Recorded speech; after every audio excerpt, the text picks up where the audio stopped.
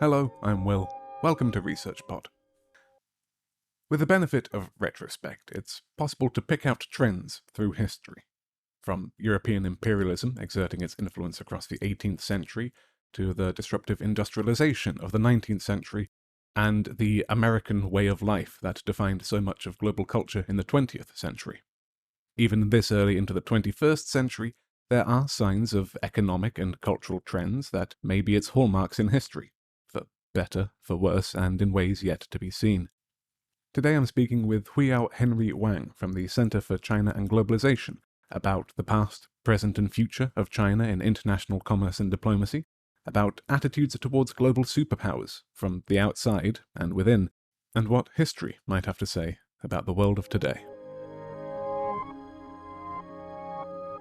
Dr. Wang, good morning and hello. Hello, good morning. How are you? I'm very well. Thanks for joining us today. By way of introduction for myself and for the listeners at home, could you tell us a bit about yourself and some of your academic and professional history and your involvement in CCG on a personal, international, and global level? My name is Henry Huiyao Wang, and my English friends call me Henry Wang. But actually, I'm a native Chinese. I grew up in China and, gone through the Cultural Revolution, which is a long time ago. And after 10 years of shutting down the university and colleges in China, I was the first year of student who managed to take the exam in 1977. And then the first batch of students go to the college. So at that time, there was about only 250,000 of students was taken, but there was about 7 million took the exam. So it's a big, high percentage of getting there. But after that, I went to the university. I majored in English, American literature, foreign trade, international economy. And then later on, I came to Beijing working with the Minister of Commerce, at that time, Ministry of Foreign Economic Relations and Trade. And after a few years, I went to Canada to study and worked in multinationals in Canada. I went to the University of Western Ontario, University of Windsor, and also University of Toronto. So it's a quite a memorable experience in Canada. And, I remember I took a trip. I have to fly from Beijing to Shanghai. And then after I took off in Shanghai, there's an announcer said, our plane got some engine trouble. We have to land it in Tokyo. So we landed in Tokyo to repair the plane. And then we took off again to San Francisco. And then to the San Francisco, we saw a huge airport. That was really, very big culture shock. And then I went from San Francisco to New York. And then you fly over a sea of buildings and the lights, and in the evening that was spectacular. So I was really quite shocked. And then from there, New York, next day I landed in Toronto, and then that was a shock again. See the 6 lanes of speed highways and all the traffic. I come from very backward at that time in the early 80s. It was very backward China. There's no supermarket in China. There's no super highways. It was quite a contrast. And then later on, I actually went to work in SNC-Lavalin, one of the largest engineering consultants in the world, and in Montreal. And after that, I took a very competitive exam. The Quebec government of Canada was recruiting their chief trade representative for Hong Kong and Greater China. So I was able to file my applications and then take several rounds of interviews. I was appointed as a chief trade representative of the Quebec government in Hong Kong, China, and for the Greater China region. So it was such a great experience I had then. And then in the 90s, I come back to China and I started to become an entrepreneur, and I started also a consulting company helping the multinationals working in China in different projects. With all that international experience and those business roles, what brought you to the CCG? I started to think, I'm established in business, but I really want to get back to my academic. So I went on to teach as an adjunct professor at Guanghua Management School at Peking University. And then I started social organizations like Chamber of Commerce, 205 Committee. And then later on, I started to really set up this think tank, the Center for China and Globalization, which started up in 2008. That was the year when Beijing held its first Summer Olympic Games. The motto of the Summer Olympic was that one world, one dream. And I say, gee, that is the globalization, and that's where we should, become more connected with the world. So that's where we started the Center for China Globalization. And then Center for China Globalization now is the leading think tank in China. We were not funded by the government, but we had a large community of entrepreneurs, business communities, and also our members. And we do a lot of events, research projects, so that we can really build this into a very active international think tank. And we're now become this number 64 of the top 100 think tanks announced by the University of Pennsylvania Think Tank and Civil Societies Program. We are 4 years in a row ranked in the top 100 think tank in the world. And then we are also among the top 50 independent think tank ranked by the University of Pennsylvania. And then we are the only think tank in China that has been granted a special consultant status by the United Nations, which only apply to non-government organizations. So we're doing activities. We have about almost 100 full-time researchers and staff, and we have over 100 events a year. We have multiple publications, reports, several dozens a year, English, Chinese, and we hold many roundtables. And we conduct many dialogues, exchanges. That I had a dialogue with, for example, just in a year, we had 100 events, 20 of them top-level dialogue with Larry Summers, with Thomas Friedman, Graham Allison, Martin Wolf, Joseph Nye, all those people that we've been in dialogue, Wolfgang Ischinger, and, all those well-known people. So we want to be a bridge that can really connect China and outside world. So we want to bring a global perspective to Chinese and also bring the Chinese perspective to the world. And that's where we are today now. We have been really working with a number of international organizations. We are a Munich Security Conference partner. We are Paris Peace Forum partner. I'm also sitting on a number of university advisory board. For example, I used to be Yale University Asian Advisory Board. I'm now currently sitting on the advisory board of Duke University in China, Duke Kunshan University, and also I'm advisory board on the business school that I went, Richard Ivey Business School of University of Western Ontario, now called Western University. So education-wise, we want to promote that. For example, this year we're going to help ETS, who conducts TOEFL and GRE's test in China. We're going to have a conference with them.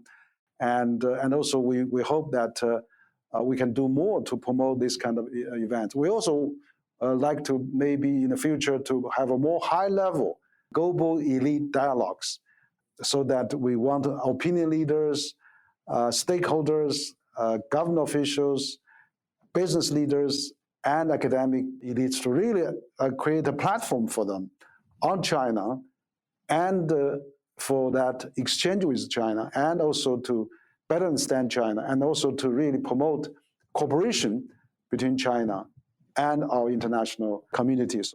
So that's really one of our objectives. We are very busy, so we would like to achieve this, more effective and fruitful results. You mentioned the Beijing Olympics there, the motto of one world, one dream, and all of your international experience. To talk about how the personal attitudes that you have towards international collaboration and the foundational mission of building those bridges, how they align in kind of the ethos of the global movement of globalization. Sure. What has been really impressed me was that, since 1980s, Deng Xiaoping has ushered in this open door policy. We've seen floods of foreign investment coming to China. We see a lot of multinational invest in China, and I was witness that, and also played some small part of a role in that. For example, I was as the chief trade representative of the Quebec government in Hong Kong and China. I mean, I see all those Canadian companies coming to China, and Chinese companies going into Canada, and of course also I see the business has really gone up, and there's a lot of project going on. So I was actually film, profiled by the Canadian Business Magazine as a cover story in the 1999 issue about our involvement in China and also helping Canada companies like GE Canada, ABB, Alstom, and all those companies work in China. So we had a very good experience and witnessed this globalization in real terms. A great change has taken place in China. Gradually joined the WTO in 2001, and China now, 20 years after joining WTO, China, become the second largest economy in the world. So I think this is all due to the globalization, to the global impact and global changes that globalization has bring the benefits to China. But also China is returned that to the world. Like China now contribute over 1/3 of global GDP growth, and China now become the second largest donor to the United Nations. And China now donated 2 billion vaccine to the developing world, and also provided some of that in trade as well. So I think, globalization is really tied with my era. When China opened in 1978, 77, I was still in the rural area. I was a settled down youth, sent from the city. My hometown is Chengdu. My father coming from Hangzhou. Both cities are beautiful cities in China. But my senior high school, year 3, was totally spent in the countryside. Actually, I spent 1.5 years in the rural China and making 5 cents a day. And 2008, I think, okay, I'm already 50 years old. I should really start to work on this globalization, because I really benefit from that. I've seen that. I've experienced that. And I think it's time that we should really come to the globalization. Your story sounds like one of globalization for it not just being trade and in international agreements, but in the movement of people and the transfer of ethics and civics and culture as well. Do you find that there is a lot to be said about the income and the GDP change from globalization, but also the cultural change from globalization? Yes, one of the things I've been doing a lot is that I founded a Western Return Scholars, Chamber of Commerce. So we get old entrepreneurs like people, the founders of Baidu, the founders of New Oriental, Asia Info, and people from Alibaba, from Tencent, from all those entrepreneurs. A lot of them are returnees, returned students, because I'm one of the beneficiaries.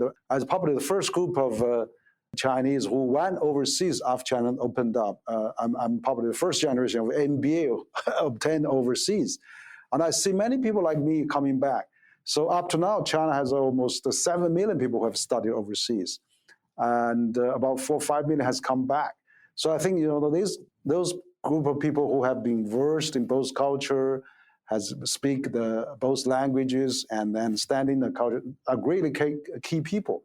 So I started to, founding the organizations, chambers, and also 205 committee to really bring those people together. That's where I started my research interest as well. I published many reports and the blue books in English and Chinese on migration, particularly on the talent migration, because this is really helping China and helping United States, helping all other countries. People-to-people exchanges flow. I think that is real. That is really the globalization that we've been experiencing our generation.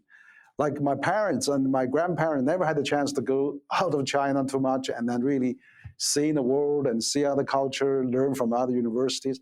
Where our generation, my children, they have all been privileged to study abroad and then learning from other cultures and understanding other people's ideas. So we know the world is not black and white. They're so colorful, so diversified, and so global colored. And we should really embrace diversity, and we really should be a bridge, a catalyst for the exchanges, for the friendship, and for the cooperation. So that's where I think we have this Center for China Globalization think tank, which is largely have this kind of mission to really be a bridge connecting China and outside world. In being a think tank and building those bridges, could we talk more specifically about the policy influence and some of the advocacy and governance work that you do in building those partnerships And from there, we can maybe look at some of the ways that has worked and some of the challenges that come with it as well. There's many things we actually worked. For example, we've been the only think tank, actually, or the active think tank, one of the most active think tank in promoting global migration exchanges.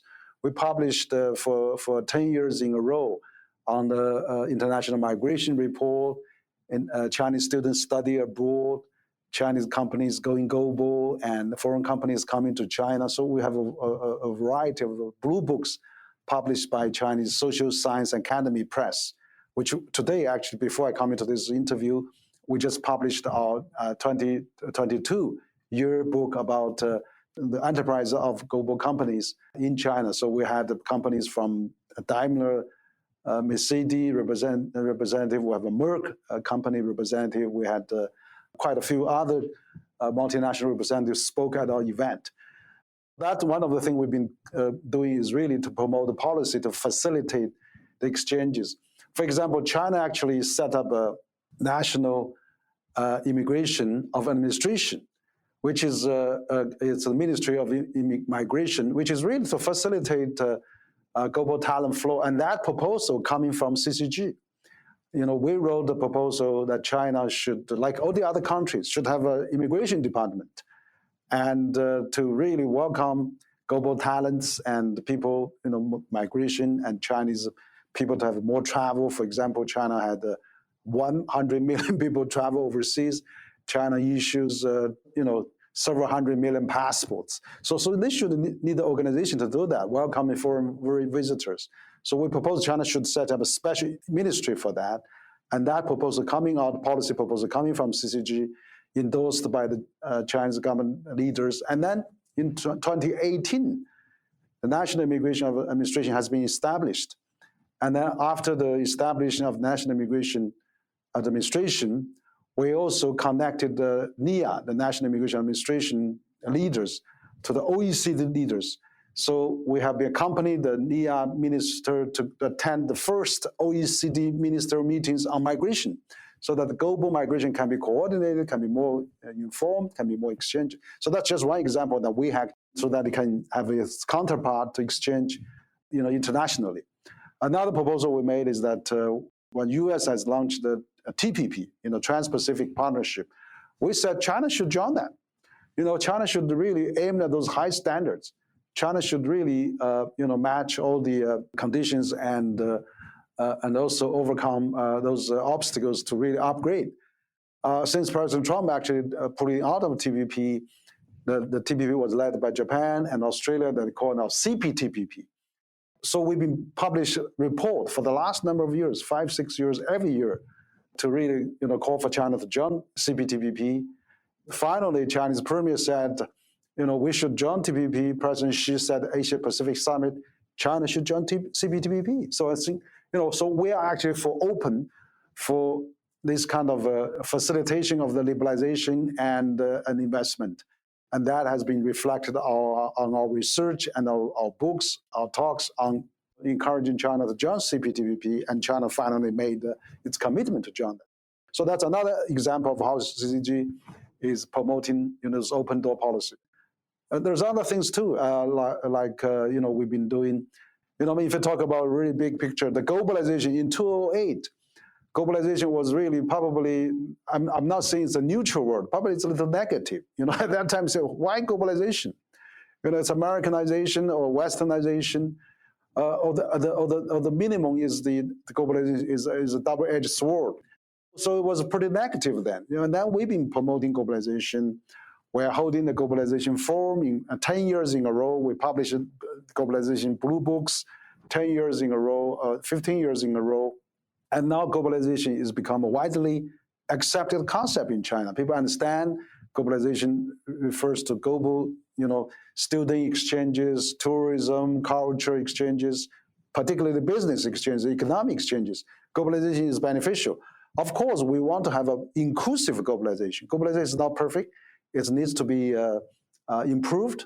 Particularly, we need to look after those falling behind, those people that has been left out of globalization. That's why China is now, launched this campaign of lift 800 million people out of poverty, trying to minimize the gap between rich and the poor. So I think CCG is really in that process trying to promote globalization, but also on the other hand, trying to look after those that's left behind, and we're proposing an inclusive globalization and also climate change. For example, we actually a few years in a row we are attending the Munich Security Conference, and in the year of 2020, we hosted an event at Munich Security Conference, and we invited John Kerry, the U.S. Now the envoy of environment sustainable development, to speak at our event. We also had the Chinese leaders to speak there. So we want to create a better understanding to cooperate on climate change and sustainable development. This year, we published quite a number of books with Springer, Nature, with Palgrave, with all those international publishers. 6 books in a row, and about 35 top international opinion leaders, ex-politicians, top thinkers all give us articles like Joseph Nye, Kishore Mahbubani, all those big names. And then we have 27 ambassadors from Australia, Canada, EU, in China contributed to a book that I edited. And also we have another 20-some chamber heads like EU Chamber, US-China Business Council chairman. All they have contributed to another book about transition and opportunities in China and things like that. So we've been doing many things, not only with the political circles in China, but also with the international community, with the international think tanks. We also organized with the United Nations. They have 28 organizations in China. We hosted them in our think tank just last year about China joining the UN for 50 years. And so to see that how UN has helped China and how China has been supporting UN, those are really great events that CCG is doing in the last number of years. Just give some examples like that. Sometimes we're not easy, of course, going between. Because sometimes in China, it's, you're so pro-Western. You are really helping foreigners in China. But then when we go abroad, they say, you are united front. You are so Chinese. So sometimes we're caught in between, but we're really doing something. We want to help, the communication, the understanding, the dialogues, and we want to really, let the people in the world to see a real China, a developed China, and also we want to really have better understanding of each other. Again, as my word, we want to maximize the common ground and we want to minimize the differences. And, we're doing bit by bit by ourselves so that we can really reach that day that can say CCG has done its best. We have done what we can to really promote this more globalized world, more inclusive globalization, and we want to improve the dialogue, improve the understanding, and improve the cooperation between China and the outside world, between our think tank and all our partners, our corporate institutions. And we want to play a role to really pass on the message, send out the recommendations, give the advice to the government in China, to the government outside China, and to the international organizations so that we can have a much better cooperation together so that we can avoid the conflict, avoid the misunderstanding so that we can do this at our best.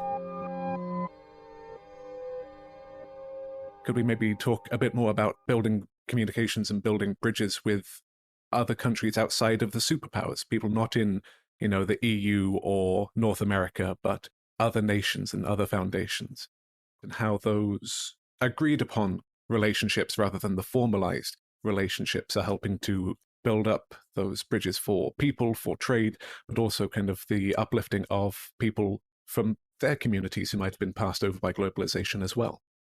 Yes, actually, those are good questions. I think, CCG has been doing that kind of engagement in several fronts. Like we engage with universities, we engage with think tanks. For example, we jointly conduct some research with U.S. think tanks. We publish them. We hold roundtables, and of course, we are on the friendly exchange term, but also we are very frank to point out the differences. But let's maximize the common ground, but minimize the differences. That's where I think it's the philosophy that CCG is adopting. We are very open. For example, we are at the Munich Security Conference, where the only Chinese think tank has been the official partner of Munich Security Conference, that we can hold a side event there, official side event there together with Munich Security Conference, which is great. So we can invite people from different background, different ideology, different cultural values to come and to the a Chinese think tank event. So we can have a very frank, friendly, but also constructive, even sometimes debated discussion. So which is fine. We need more events like that. But also, I'm also serving as a Paris Peace Forum steering committee, where I think the Paris Peace Forum is really a great platform for the global governance proposal driven. And then we have invited all the NGOs, all the players, non-government players in the globalization process, to ask them for their contributions, proposals for the global governance. So we actually proposed two proposals there, that we should set up a global talent alliance, so we can facilitate the talent flows and the credentials, recognitions, studies and engineering background, with their different accreditations, things like that. And we also propose we should have e-commerce, because e-commerce is really getting very active, and the data, flows. We should encourage more data flows and things like that. So Paris Peace Forum is very great, and also we're helping on many other platforms. Like I was also invited to the Monk debate in Toronto, where it's a 3,000 very spectacular Tom's Hall there, the downtown Toronto, and my team, myself and Kishu Mahbani, the former Singapore ambassador to UN, and also our counterpart was General H.R. McMaster, the former national security advisor of U.S. government, and also Michael Pillsbury, the director of a strategic China center at the Hudson Institute. It was really something memorable. It was a 3,000 live audience, each one with a calculator to vote. And so before we went in, they had saying, okay, is China a threat to the international liberal order? And then that was the topic of the debate. I don't have much experience in debating, but even though, we were not even draw anything, so they actually end up, our counterpart, H.R. McMaster, started the first to continue the debate, and he was the last to summarize the debate. So to influence the voters, we were not asked for doing that, and so we were not really experienced on that. But just for that debate, very frankly debate, we state out our issue, gave examples, statistics, all things. In the end, we managed to win the debate, because you had a calculator, people vote before you went to debate, and then they voted again after the debate. So if you can win points back, you win the debate. We managed to win points back. So, but it was a good experience. But in general, we really love to have a more track to dialogue. We like to have a frank, closed door exchanges. We like to really share. I admire our scholars, our counterparts in the U.S. think tank. Sometimes we can exchange very frankly, sometimes heated debate. But we know, we believe what we believe in. But always we believe open exchange, dialogue is better than no dialogue, no communication, no exchanges. We need more understanding of each other, and we really need to maximize our common understanding and minimize our difference for the sake of humankind and for the sake of a global village that we are all villagers live in.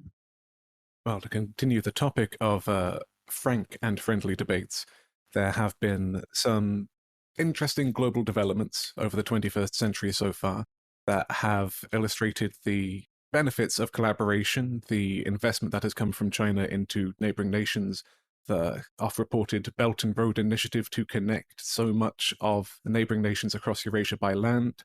That promises a lot. Equally, at the same time, we have faced a global pandemic. There is war on the continent of Europe. There are other cold conflicts that are warming up. And to kind of explore all of those different points of how we can foster this benefit to all partners, whilst there is still division amongst some partners in different regards, either politically, financially, or industrially. Yes, that's a great question. I think that the world actually it's getting smaller, but also it's still very large, because all the countries has a different culture, history, development phases, and have a development models. So I think, it's probably we need to find a way to peacefully coexist together, because we are now 77, 78 years after the Second World War. We had a Bretton Woods system that really carried us through for the last 77, 78 years. And but of course, that system needs to be enhanced, needs to be upgraded, needs to be strengthened. China is really a beneficiary of this system, but now we see the pandemic, we see the war, Russian on Ukraine, and then we really see the world is getting more fragmented and more risky now. And on top of that, climate change threat is looming large. And so I think it's really important that China, being the second largest economy, has the moral responsibility, together with the US, with EU, UK, and Japan, and many other developed countries, to really shoulder this responsibility and to work together. I think because of our cultural differences, historical differences, and geographic differences, we bound to have differences. But let's help in all those emerging economy like ASEAN economy, Latin American, African. Let's all work together. I think we should work on like World Bank has a very good example. In the 80s, helping China. I used to serve as interpreter for the World Bank seminars in China, and the World Bank introduced the international competitive bidding. What's the bid bond? What's the performance bond? All those concepts into China, and I was the first interpreter to helping all those events. But I think now China has sold on those concept, market, competition, all those things. And then let's do more. China now launched the Asian Infrastructure Investment Bank, which is a global multilateral bank with all the European countries, in almost all of them in it. India is the largest recipient. So let's really, harness on these infrastructure needs, that this gap, this deficit. Developing countries, even developed countries now, have this huge infrastructure gap. So China has been doing the infrastructure. China probably is leading infrastructure now, which China has built 2/3 of global speed railway now, and then built 4.5 million 4G stations and 2 million 5G stations, with 1 billion smartphone users, and out of the 10 largest container ports, 7 of them in China. So infrastructure. China is really getting very, very advanced. So we hope to share that with developing countries. China launched Belt and Road. China is working with ASEAN countries. China is working Latin American and African countries, which is great. We should work together with US, EU, Japan, and Australia, Canada, and all the other countries, UK, for example. Canada and Australia are also members of AIIB, And infrastructure is the biggest shortage now, and President Biden proposed 1.2 trillion for the infrastructure. And the EU government has announced the EU Global Gateway for the infrastructure. Of course, China has this Belt and Road. So why can't we have a Belt and Road, BI, working together with Build Back Better, B3W, and EU Global Gateway? Let's all focus on infrastructure, find the common ground. Let's get the World Bank. I was in dialogue with, I hosted a dialogue with Larry Summers, the former treasurer of U.S. government, and he told me World Bank should be replenished with more focus on climate change and infrastructure. So probably World Bank, AIIB, and ADB, Asian Development Bank, African Development Bank, Latin American Development Bank, all the development banks should work together and build this development bank and alliance, and jointly issue co-financing and support many projects around developing countries. And that's really, we need to find a common ground to work together so that we can sustain this globalization, so we can have a balanced globalization, so that we don't have a polarized world, and we should really work very hard towards that objective. So I think it's very important, even though we have differences, ideologically, maybe socially, the way how we govern the country, but let's really maximize the common ground and finding the common cause: climate change, infrastructure, cybersecurity, and disasters and pandemic. Let's work on all those joint challenges that we are facing really together, and strengthen the UN system, a global system, and improve on the Bretton Woods system, that U.S. has been led and built in the last 7 decades. Let's add on, let's improve, let's enhance.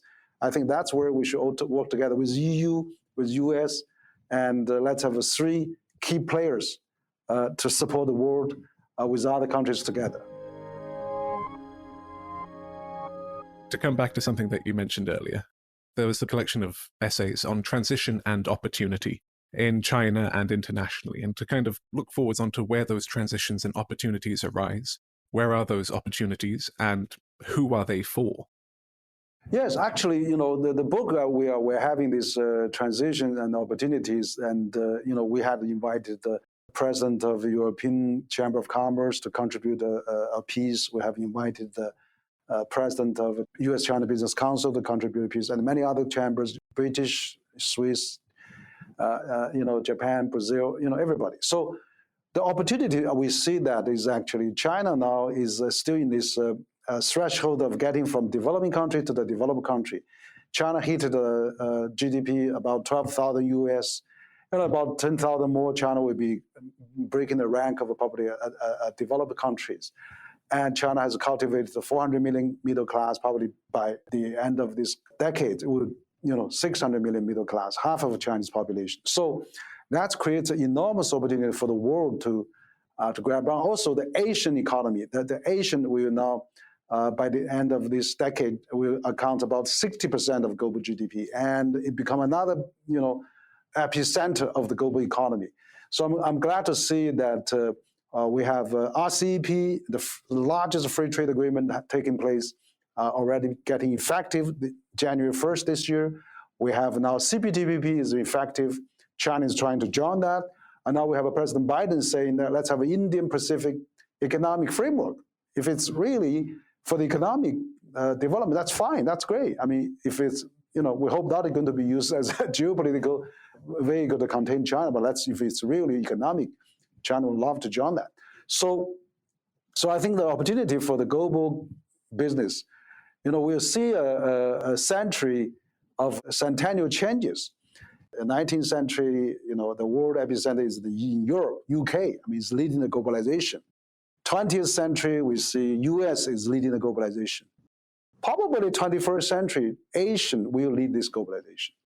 So I think that is where opportunities are, and that's where we should all work together, because we are all intertwined into the one globe now, and it just the growth started from Europe, carried on, continued to the US, now passed to Asia. Maybe next century will be Africa, India, because we had such a younger population there, and we'll see in turn the prosperity will sweep over the globe, and the humankind will upgrade, will enhance. So we should be really living a peaceful, peace-loving, and friendly world, rather than a very intense what have been happening in Ukraine with the Russian war there. So let's try to avoid that. Let's try to have the economy prosperity, have all those opportunities to bond everybody together, so that we can't fight each other because we're so intertwined. And that's where we think Asia and China probably can contribute to this boom and prosperity in the future. One final consideration alongside that global increase for prosperity is the resources, the energy, the effort and consumption that it takes to support that growth of population, of investment, of industry. The global threat that faces everyone now and into that future is going to be climate change, is going to be depletion of resources, depletion of environment. And if we could briefly consider how addressing the sustainability goals from the UN and China's own internal sustainability goals is going to be essential to make sure there is a planet for those people in the future. Absolutely. You have raised a very good question. I think that China is probably also doing this great experiment and trying to really, because we cannot follow the old model of high standards because we have such a big population in Asia and in China. Energy consumption, per capita, all the other consumptions, we should not repeat what has been done in the past. For example, if you're talking about the carbon neutrality and the carbon peak, I mean, if it's per capita, the US is the largest. China obviously cannot take in that path, consume so much energy without efficiency. So that's why China is developing this clean energy. China now become the largest clean energy auto market in the world. Tesla, Daimler Chrysler, BMW, everybody comes to China. China produces 30 million cars a year, the largest in the world. But then the proportion of clean vehicle is getting up year by year. And then that's where I think China wants to minimize the energy pollution and consumption. So that's number one. China now becomes the largest solar panel producer in the world, the largest hydropower in the world, and the largest wind power in the world. So those are supportive of China's sustainable development, that they can really keep even though they have a large population, but not keep the pollution and consumption low. And that experiment, that success, probably can also apply to other developing countries. So that's point one. Number two is I think we want to make sure that globalization is left no one behind, and we should not have the rich get rich and poor get poor, and the gap, the middle class, stagnated for several decades without improvement. China wants to avoid that, and now China for the last 4 decades has lifted the 800 million people out of poverty, represents 70% of global poverty reduction, and 10 years ahead of time, realized the number one priority of sustainable development 2030 agenda. So those things I think China should do, and they contribute to the world. And then also, if they are successful, those experiences can be applied to other developing countries. So China should really play more role to work with the international community, with other developed countries, to help in developing countries, particularly on a sustainable, friendly, and also more inclusive development for all the people involved. And so I hope that is really Center for China think tank is really trying to promote, that we can really work with every country on those big challenges facing the humankind ahead of us. If I could ask for just your final thoughts on kind of the past, present, and future for the CCG, for globalization for people, for nations, for trade, and for finance. We've been doing many researches and events in the past. For example, this year we had 20 ambassadors coming to CCG right after Ukraine-Russian war, and we talk about these geopolitical challenges and how we can really work with our ambassadors to understand of each other, to really enhance the understanding, and trying to find a solution, a recommendation, get a peaceful solution to that. This year we published quite a number of books with the Springer Nature publisher, which is one of the best publishers in the world. We published 5 books that I and my co-founder added together. The first book is Consensus and Conflict, China and the Globalization in the 21st Century. By the way, our series of the book is called the China and Globalization series. So if you tick on the website, and you can China and Globalization series published by Springer, and most of them are free downloads actually as well.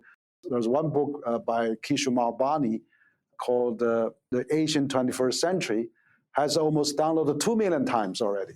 That's incredible. Consensus and Conflict downloaded 200,000 times. And there was Ambassador's collection, Foreign Ambassador Perspective on China, Transitions and Opportunities. And also there's another book of mine which is coming up next month. It's all read online. And also I'm having another book published by Palgrave, including the 10 dialogues I had with Thomas Friedman, with Joseph Nye, with Graham Allison, with Martin Wolf, with John Thornton, Adam Posen, all those great thinkers and scholars, Agnes Deaton, Nobel laureates, and all those people. So it's really stimulating. This book is coming out in the fall, and of course we are going to organize many events and in China. For example, we're having our annual global conference in this month. We're having it hybrid, online, offline. And in August, we're going to hold this Global Young Leaders Dialogue. The Global Young Leaders Dialogue is the initiative actually started by CCG that we want to attract the global young leaders. We modeled the Davos young leaders, Munich security young leaders. So it's similar to those global young leaders, a platform for them to have a dialogue We have attracted over 200 global young leaders from over 50 countries. Even during the pandemic time, some of them in China, we have organized them for different meetings. We had a different country president, UN officials to congratulate on our Global Young Leader program. And actually, President Xi also wrote letters, replied to the Global Young Leaders to encourage more exchanges, more dialogues, and invite them to come to China to see more. So those are really interesting project we've been doing. But I think, in the long run, CCG would like to be seen as a global connector, a global adapter, and a global bridge for China and outside world. Because we are the think tank in China that published most English books. We have a big English website. We have a social account, Twitter, Facebook, LinkedIn, and of course we publish international arena with many international scholars and think tankers. And of course, we host so many ambassadors, consul general, and for example, just 2 days ago in Chengdu at capital of Sichuan province, we just launched our local branch in Chengdu. We have invited the consul general from France and the consul general from Spain to witness our launching our think tank institute there. But in the future, in the long run, we really want to be remembered as a global communicator between China and the world, between the world and China. So we hope that can contribute to the research and development of the globalization, new framework, new theory, and the new narrative, of course, too, so that we can help to have better understanding between China and the outside world. Dr. Wang, thank you so much for your time. Thank you. Thank you very much. Also appreciate your help. We thank everybody for supporting us. We appreciate our friends internationally, our international media, and our international think tanks, international academic, also different organizations, business community, policymakers for their really support to CCG. We appreciate that very much.